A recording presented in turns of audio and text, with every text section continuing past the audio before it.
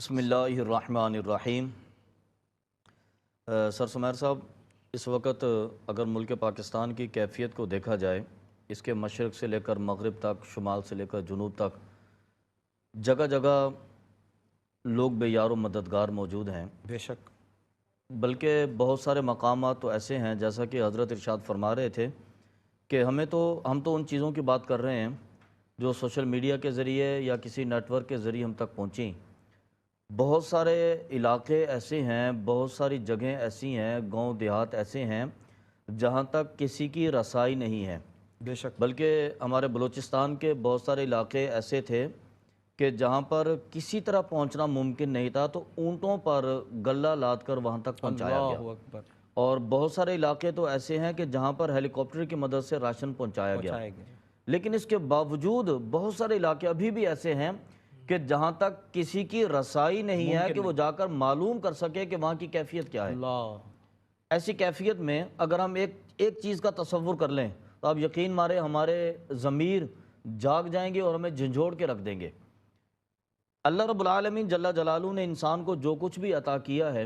یہ ایک غور و فکر کرنے کے لیے عطا کیا۔ بلکہ قرآن پاک میں اللہ رب العالمین نے ارشاد بھی فرمایا کہ افلا یتدبرون القرآن، کیا تم قرآن میں غور و فکر نہیں کرتے؟ ام علی قلوب اقفالھا، یا پھر تمہارے دلوں پر تالے پڑے ہوئے ہیں، تمہارے دل بند ہو گئے ہیں، تمہیں غور فکر کرنے کی مہلت کیوں نہیں ملتی؟ اب دیکھیے، ہم نے احادیث میں بھی پڑھا، اساتذہ کرام سے لیکچر بھی سنا، اور ہم نے دیکھا بھی کہ ہمارے والدین ہم سے بڑی محبت کرتے رہے۔ بے شک۔ انہوں نے ہماری پرورش کے لیے، ہماری تعلیم و تربیت کے لیے، ہمیں ہر سہولت دینے کے لیے بڑی جد و جہد کی، بڑی مشقتیں برداشت کیں۔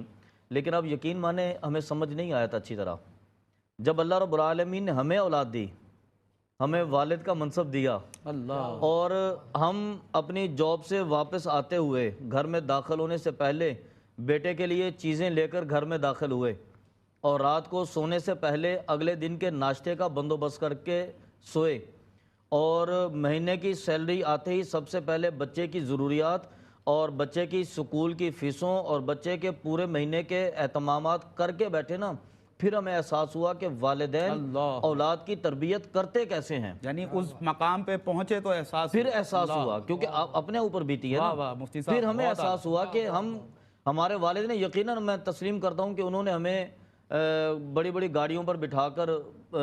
کسی بڑے پارک میں نہیں لے کے گئے ہوں گے، لیکن اپنے کندھے پر بٹھا کر تو سیر کروائی ہوگی نا۔ جو سب سے زیادہ لطف اندوز سواری ہے، انہوں نے وہ تو کروایا ہمارے لیے۔ یقیناً آج کے دور کی سہولیات نہیں تھی کہ لیپ ٹاپ پر یوٹیوب چلا کر ہمیں بڑی بڑی پوئمز دکھا دیتے یا بڑی چیزیں، لیکن اپنے دور کے مطابق انہوں نے ہمیں جو ہو سکا ریفریش کیا، انہوں نے ہمارے لیے بڑی جدوجہد کی۔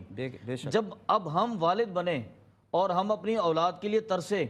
ہمارا بچہ دودھ کے لیے ذرا سا بلکتا ہے اور ہمارا دل کانپ جاتا ہے، ہمارا بیٹا روٹی کے لیے ذرا سا ترستا ہے، ہمارے دل کانپ جاتے ہیں،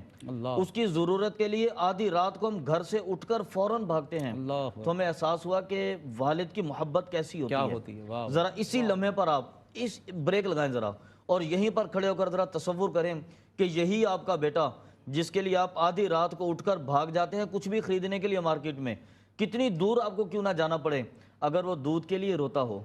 اگر وہ چھت کے لیے روتا ہو،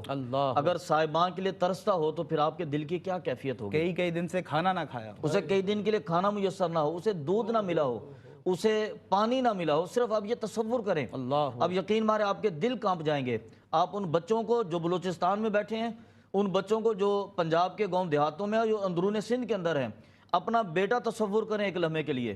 ان بچوں کو آپ اپنی بیٹی تصور کریں ایک لمحے کے لیے، اور ان بوڑھے لوگوں کو اپنے والد اور والدہ تصور کریں ایک لمحے کے لیے، اور پھر آپ یہ سوچیں کہ یہ بھوک سے بلکتے ہیں، یہ پیاس سے تڑپتے ہیں، یہ دودھ کے لیے روتے ہیں۔ اب یقین مانیں آپ کی ساری انرجی ان کو دودھ پہنچانے کے لیے اور ان کو غذا پہنچانے کے لیے صرف ہو جائے گی۔ اگر آپ یہ لمحے کے لیے تصور کر لیں، پھر آپ کو احساس ہوگا کہ وہ بچے کس کیفیت میں ہیں، اور ان کے والدین کتنے مجبور ہو کر بیٹھے ہیں، ان کے والدین کتنے بے بس ہو کر بیٹھے ہیں، اور کتنی اذیت اور تکلیف کے اندر ہیں، اور وہ انتظار کس انتظار میں؟ وہ آپ کے ہاتھ کے انتظار میں ہے کہ آپ کا ہاتھ اپنی جیب سے نکل کر ان کی طرف جائے تو صحیح،